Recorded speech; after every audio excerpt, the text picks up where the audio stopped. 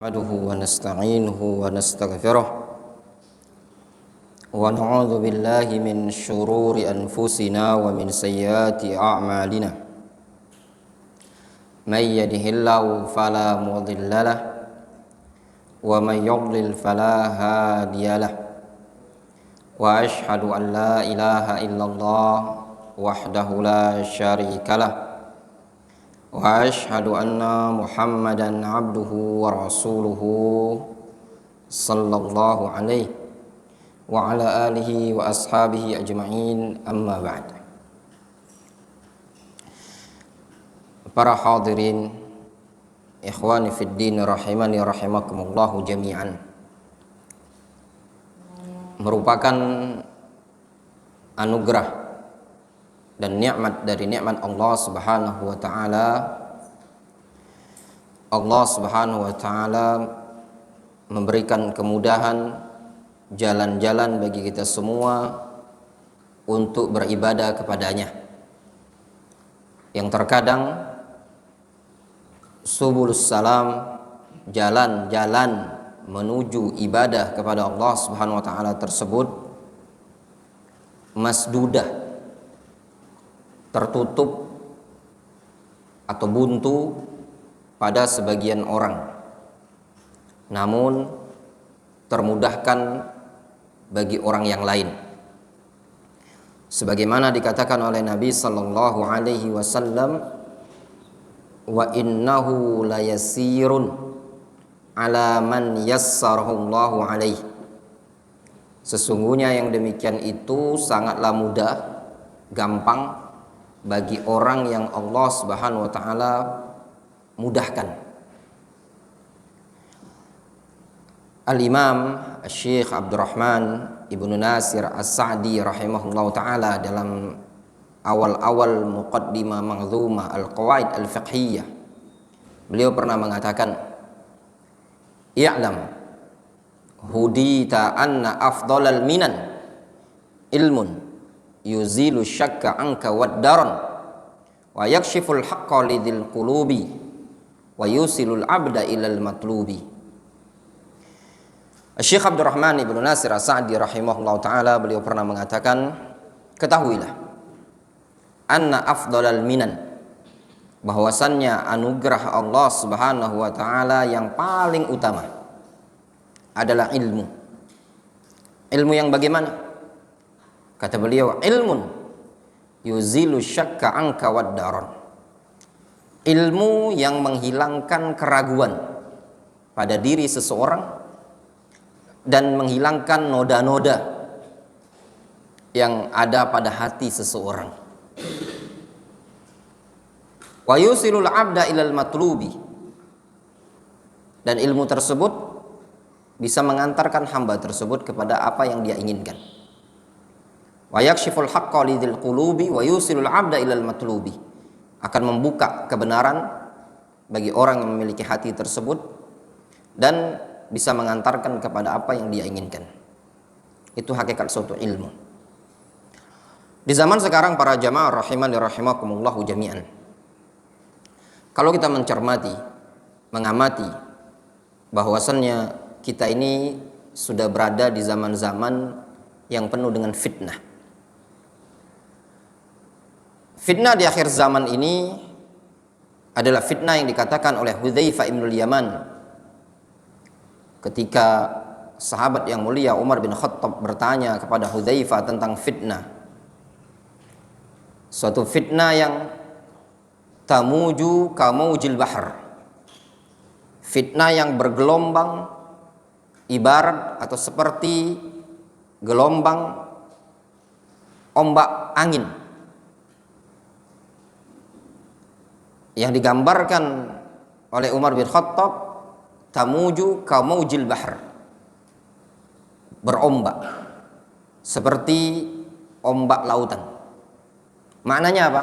Orang yang berada dalam fitnah tersebut, dia akan digulung oleh ombak tersebut.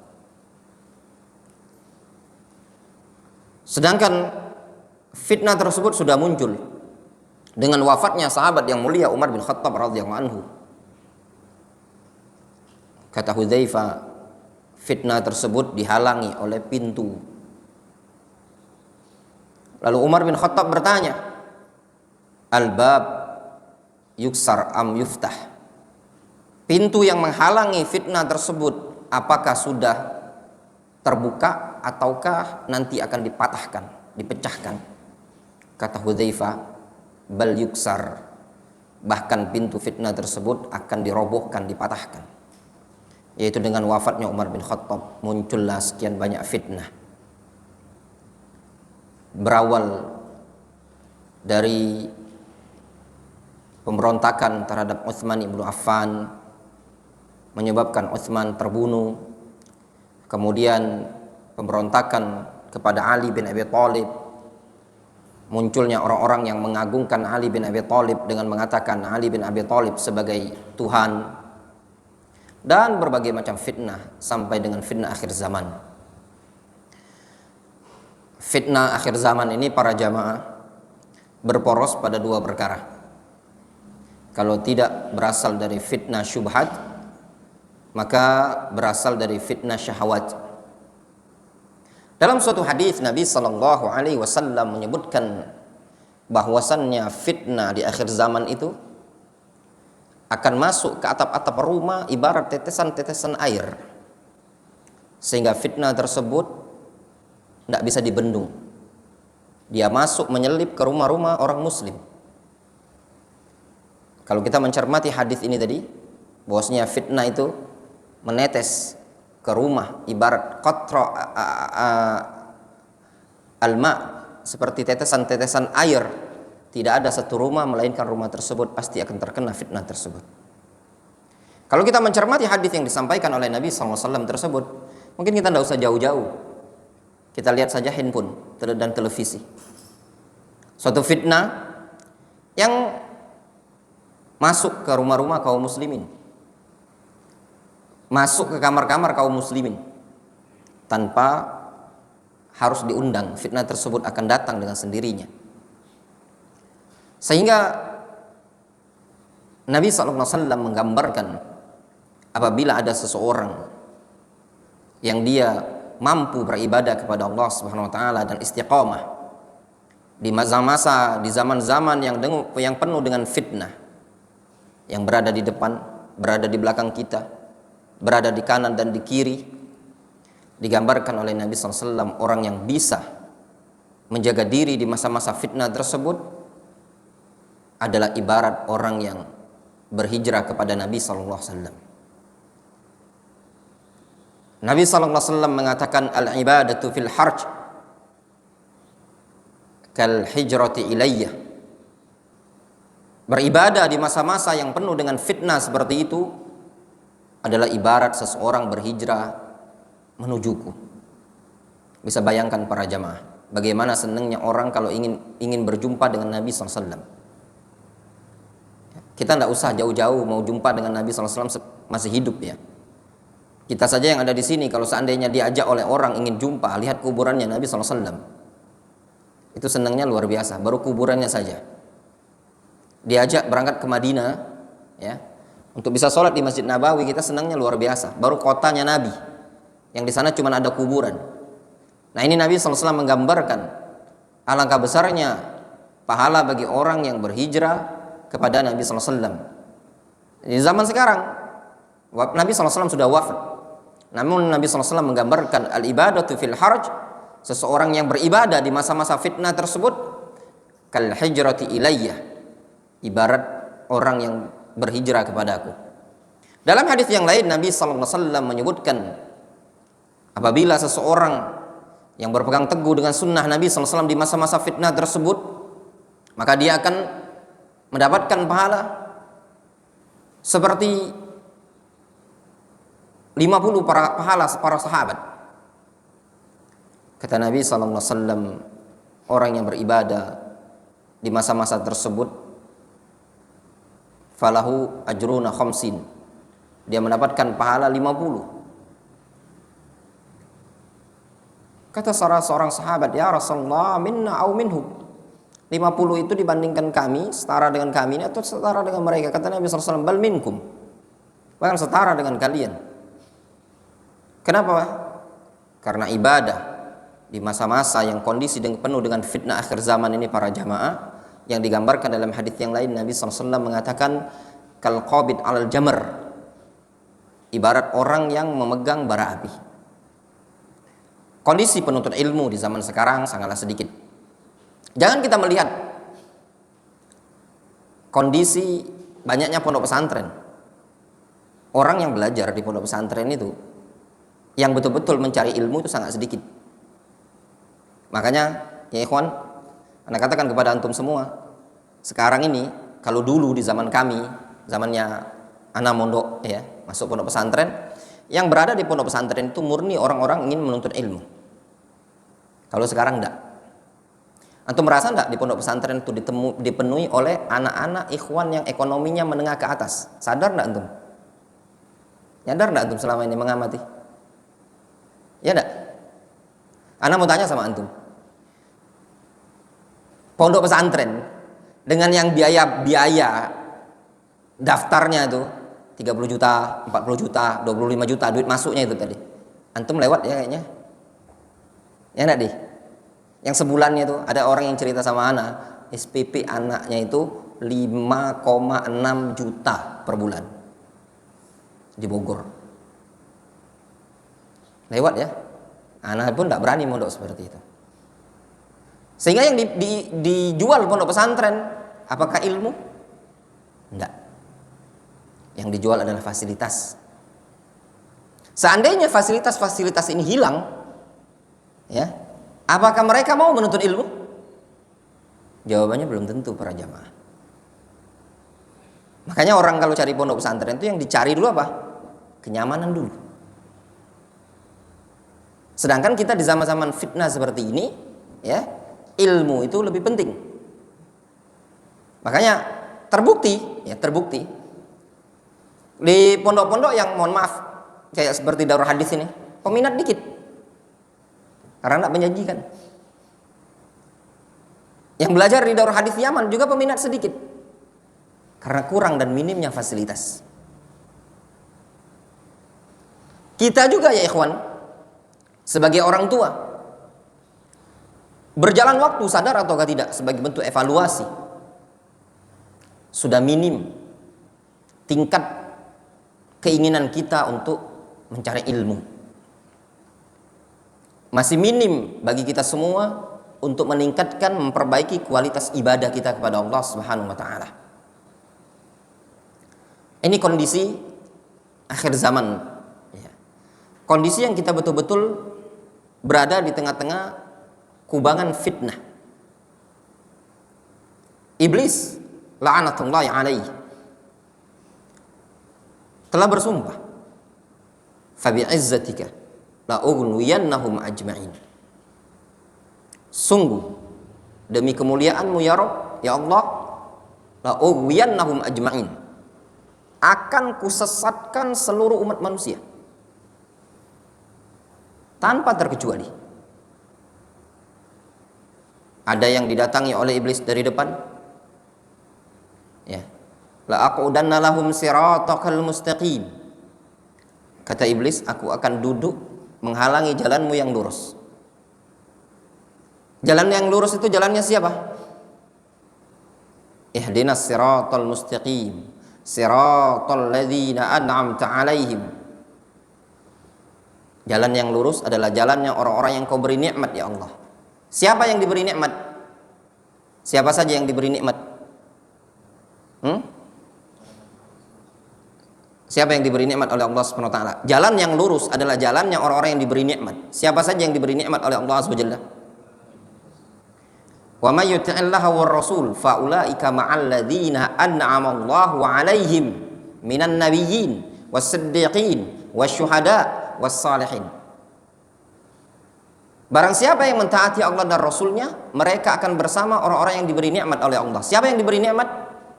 Para nabi, syuhada, para nabi, ma'an nabiyyin was-siddiqin wasyuhada was-salihin. Yaitu para nabi, siddiqin, syuhada, salihin, orang-orang saleh. Ini jalannya orang-orang yang diberi nikmat, yaitu jalannya orang-orang yang lurus. Siratul mustaqim. Iblis mengatakan, la aqudanna lahum siratakal mustaqim. Aku ya Allah akan menghalangi duduk di jalanmu yang lurus. Antum ingin menempuh jalan yang lurus tersebut, Shiratal Mustaqim. Itu jalannya para nabi, jalannya siddiqin, jalannya syuhada, jalannya salihin. Di situ ada iblis. Antum kira iblis tadi duduk doang? Cuman duduk, nongkrong? Enggak. Iblis mengatakan, sudah dia duduk menghalangi jalan yang lurus tadi, dia mengatakan, "Tsumma la'atiyannahum min baini aydihim." Aku datang dari arah depan. Wa min khalfihim, dari arah belakang. Wa an aymanihim, dari arah kanan. Wa an syama'ilihim, dari arah kiri. 4 penjuru dikitari oleh iblis kecuali dari atas. Kata Abdullah bin Mas'ud, iblis tidak berani dari atas karena rahmat Allah SWT turun di atas dan Allah SWT ada di atas. Iblis cuma bisa mampu mengitari 4 penjuru ini tadi. Tsumma la tajidu aktsarahum syakirin, kemudian engkau tidak akan mendapati kebanyakan mereka bersyukur kepada Allah Subhanahu wa taala. Lihat iblis, ya. Masaidus syaitan, perangkap-perangkapnya syaitan, perangkapnya iblis berupaya dari 4 sisi. Dari arah depan dibuat apa? Dibuat ragu terhadap perkara akhirat. Di belakang ditarik-tarik, dipikir, terlalu mikir ke belakang. Dunia itu akan kita tinggalkan, tapi kita terlalu banyak mikir tentang dunia. Dari kanan dibuat, dari arah kanan dihiasi perkara-perkara, dibuat amalan-amalan soleh, kadang dihiasi sampai jatuh pada bid'ah. Di kiri iblis juga menghiasi perkara-perkara maksiat. Jadi seluruh perkara dimasuki oleh iblis. Dan di antara jalan terbesar yang harus ditempuh oleh iblis untuk menyesatkan Bani Adam adalah jalan thalabul ilmi syar'i, jalan menuntut ilmu syar'i. Ya ikhwah, menuntut ilmu di sini bukanlah kewajiban santri, bukan juga kewajiban mahasiswa. Namun menuntut ilmu adalah suatu kewajiban yang Allah Subhanahu wa taala wajibkan kepada kita semua bagi seorang muslim. Perkara terpenting bagi kita semua yang harus kita ilmui adalah terkait dengan Allah Subhanahu wa taala. Kata Syekh Hafidz Al-Hakami, "Awwal wajibin 'alal 'abidi ma'rifatur rahmani bitauhid." Kata beliau, awal wajibin 'alal 'abid, perkara yang paling wajib bagi seorang hamba itu ma'rifatur rahman bitauhid, mengilmui tentang Allah Subhanahu wa taala dengan perkara tauhid. Nah, perkara ini pun kadang enggan bagi kita semua untuk belajar. Dalam kondisi ini perkara yang dasar bagi kita semua untuk kita ibadah kepada Allah Subhanahu wa taala. Para jamaah rahimani rahimakumullah jami'an. Ya.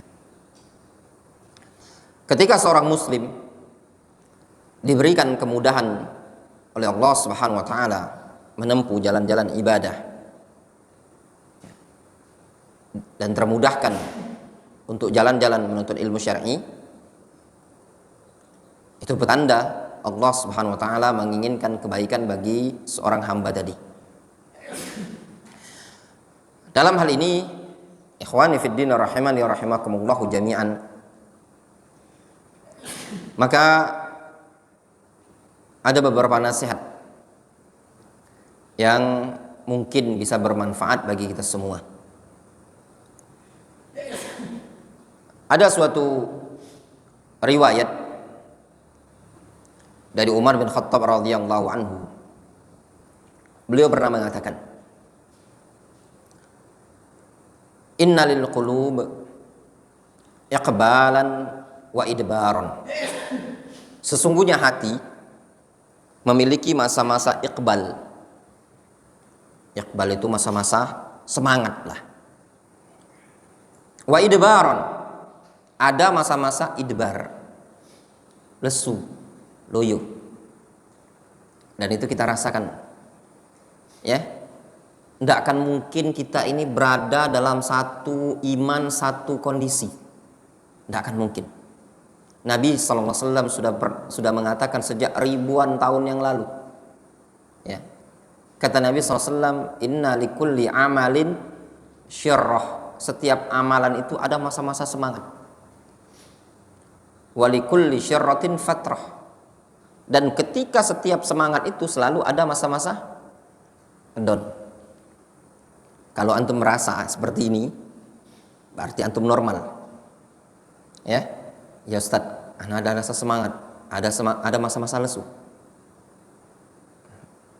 Ana pribadi ya sama seperti antum. Ada masa-masa lesu. Nah, makanya kadang kalau lagi lesu-lesu, kayak kemarin, jujuran lagi lesu-lesu nih.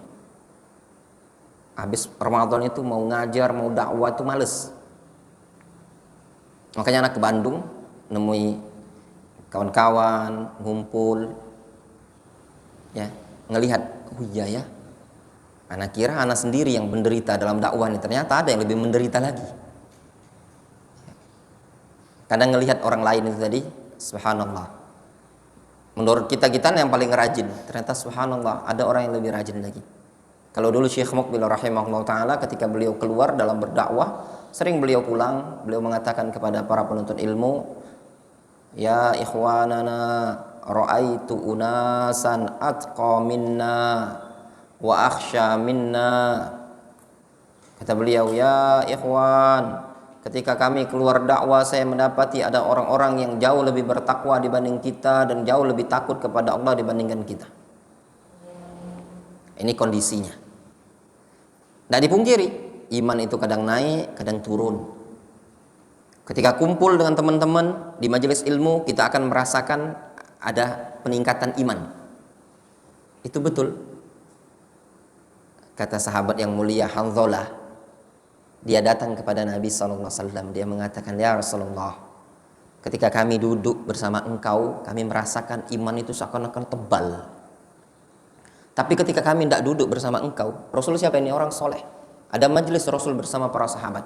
Ketika beliau duduk bersama Rasul dan para sahabat yang lain, terasa iman itu bertambah, semangat itu luar biasa.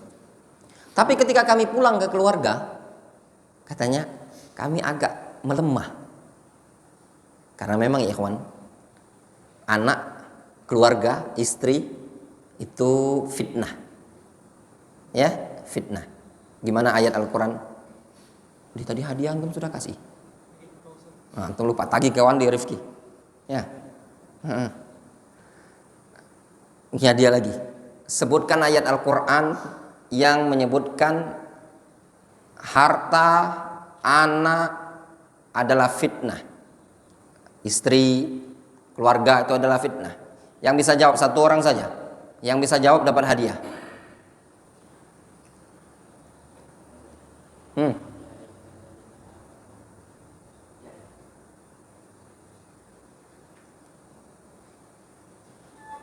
Nggak ingat. Faiz yang menyebutkan yang namanya anak, istri itu adalah fitnah. Masa anda tanya sama Ustaz Abdurrahman Sirait, balik bandar itu namanya. Hah? Jangan lihat mushaf, jangan lihat mushaf, jangan lihat mushaf, jangan lihat mushaf. Ketahuan. Lanjutkan. Gimana ayatnya?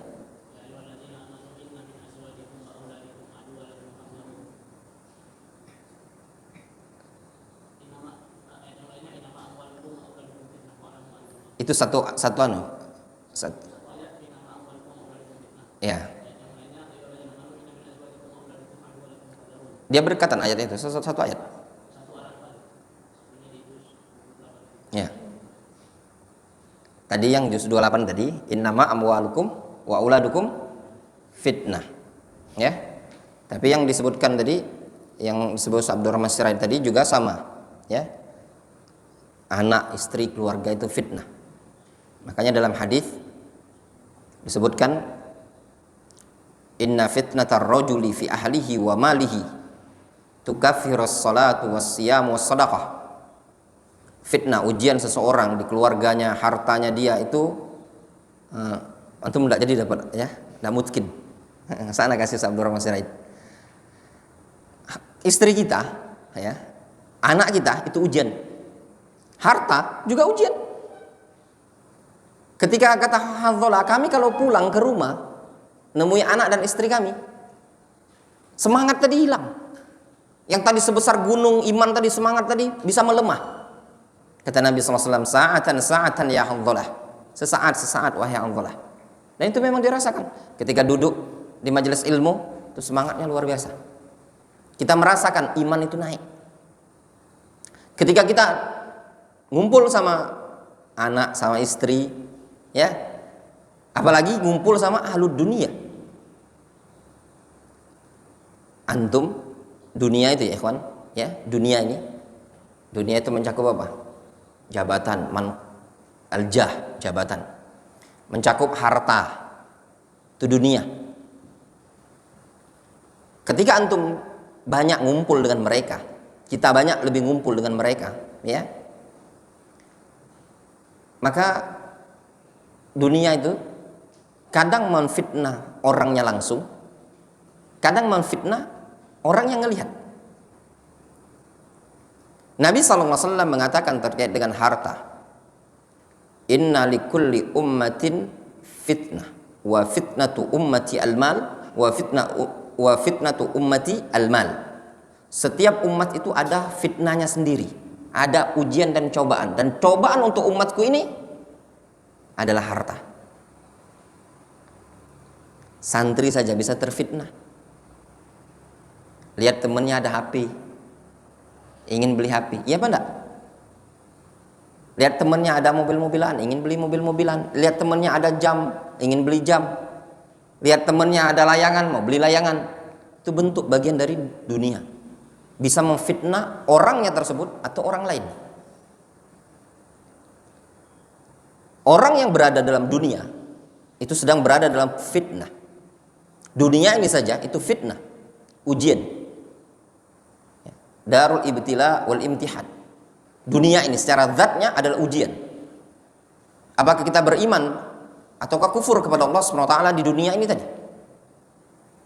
Dan di antara bagian dunia adalah harta. Antum jangan kira harta ini tidak memfitnah.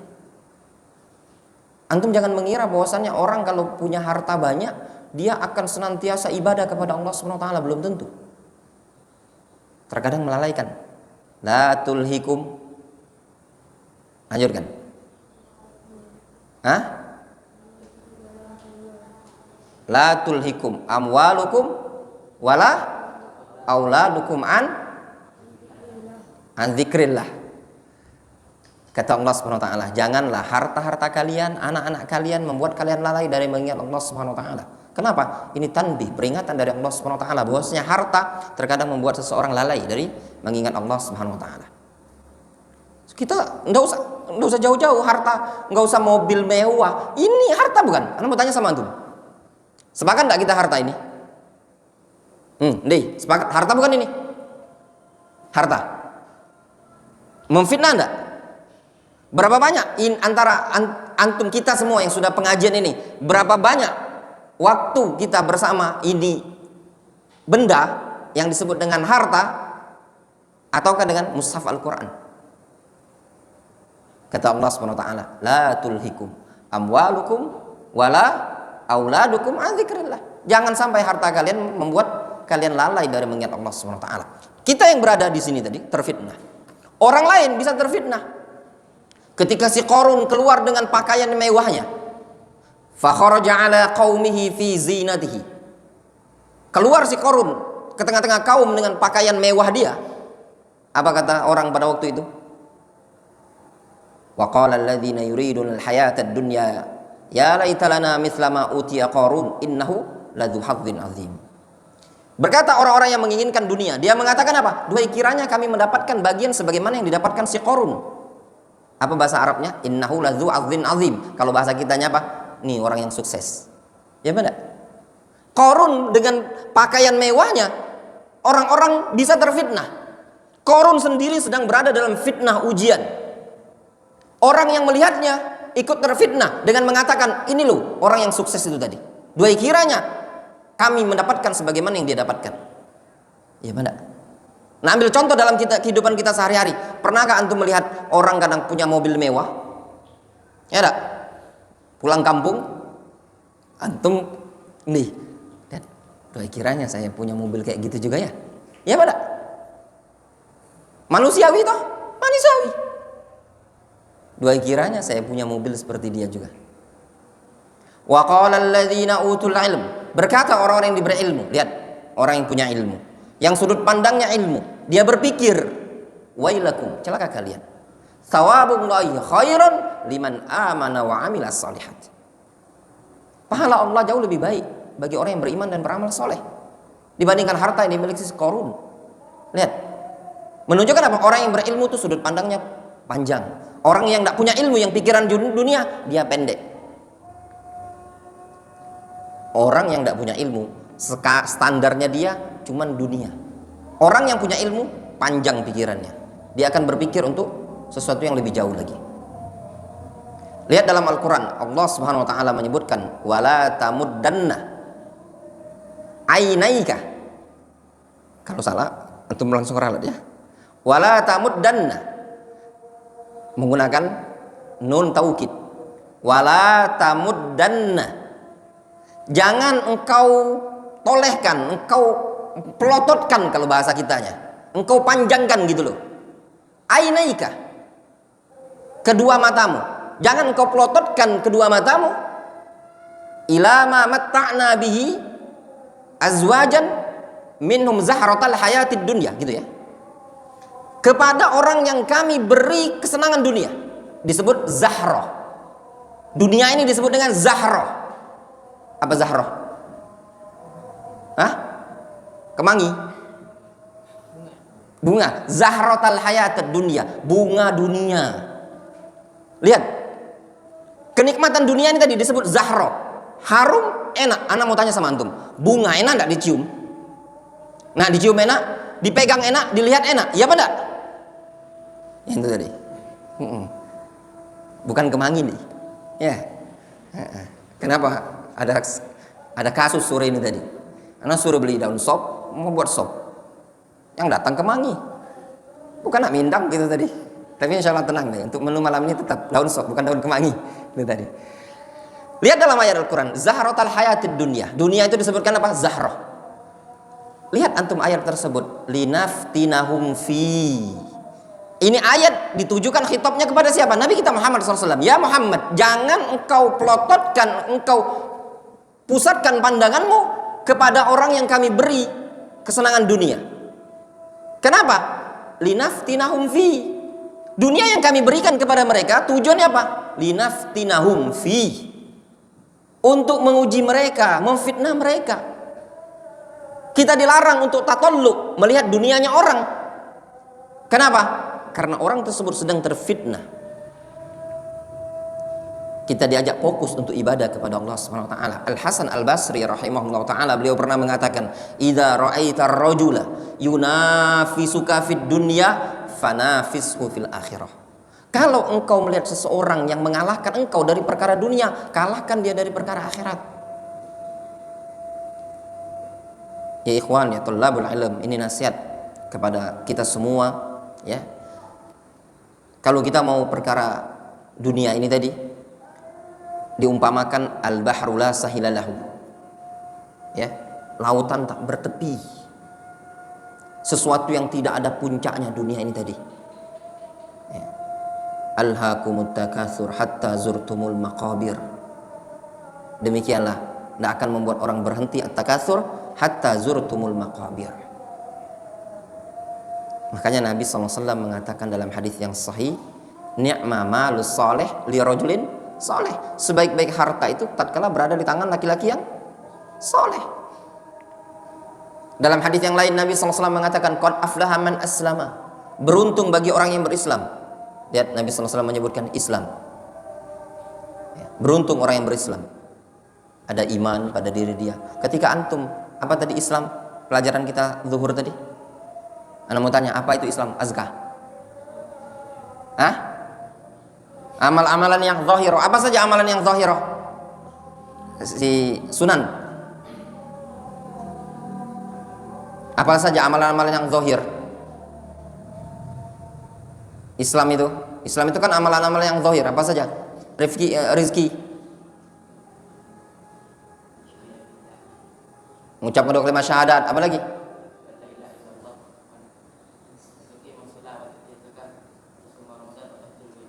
Nah, itu diantara bentuk amal-amal zahir, rukun Islam. Ketika seseorang, kata Nabi SAW, dia berislam, mengamalkan amalan yang zahir, waruziqa kafafan, diberi rezeki yang kafaf, cukup, ya, tidak muluk-muluk sih, cukup saja. Hidup ini tadi miskin, susah. Jangan antum kira, aduh, aku tidak mau kaya, enaklah miskin. Kalau lah miskin juga susah, mau makan. Ya enggak deh. Kaya juga kadang melalaikan, kafaf. Nabi SAW mengatakan, Allahumma kfini bihalalika an haramika. Ya Allah, cukupkan aku dengan perkara yang halal. Kemudian yang ketiga, Nabi SAW mengatakan, wa qanna'ahu Allahu bima ata. Diberikan sifat qanaah terhadap dunia tadi. Nah, ini semua para jamaah rahimani rahimakumullah jami'an. Tadi Nabi SAW menyebutkan apa di awal? Qad aflaha man aslama. Beruntung bagi orang yang berislam. Islam tidak akan mungkin bisa sempurna. Tidak akan bisa sempurna kecuali dengan ilmu. Ya enggak? Sumber awal kesempurnaan Islam adalah ilmu. Wallahu taala alam shawab. Ya. Azan sebentar, ya, sudah